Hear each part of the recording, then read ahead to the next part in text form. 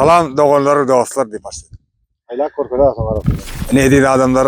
Bugün ýagny 2026-njy ýylyň 2-nji iýuly başlady. Ine sagat 12-den 13 minut geçti.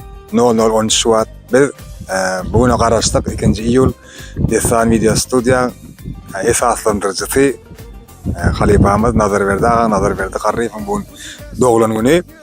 Biz soğuk tayarladık, seyircilik tortunu tayarladık, o arzuları tayarladık. Nazarberdi ağanı gece 12'de varıp mutlu aldık. Yöne Nazarberdi ağa yanı bildik, Balkan'a gidiptir, din salmağa gidilince. Şimdi bize ne emettin sana deyip, daima kale Halipan. Sana dayman da. Sana dınla.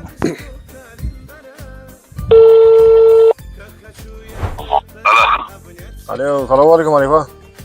Vay zaman aşağı tolay. Oy. Alo dokka aşağı.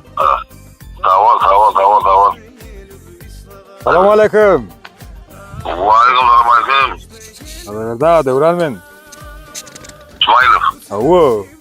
Etti olsun doğulan günüm. Ay hava aydan. Ne da vay foto da vay yanım. Halipa selamun aleyküm. Vay aleyküm selam. Komada. Oo Yasim uyan bolma Halipa uzak gelsa. Tamam minnettar eyvallah oğlum. Ya da Balkan'a başladık mı bu güller? Ha bir de şu başladı evime geldik. Döndün görüyorsun lan. Size başladınız bir de köçede kaldık şimdi. Ay ya. Tamam. Varım bir rum var ya. Böyle bir yürüne geliyorsun. Abi bir rum var ama. Böyle abi da kaça. Hem de oğlanı Tamam. kutlatırlar. Tamam minnettar. Sağ olun. Böyle. Şimdi bir yürüne çel torta durmaz kalan attırır. Vay. Sağ olun ya. Da kaça. Ya sağ ol. Nazarberdi ağa. Desan Video Studio. Uzak ömür. Bağlı durmuş. Toylardan, şahatlıktan dolu ömür ardık. Halifa yine bir yere dokka aşağı. Zamga o.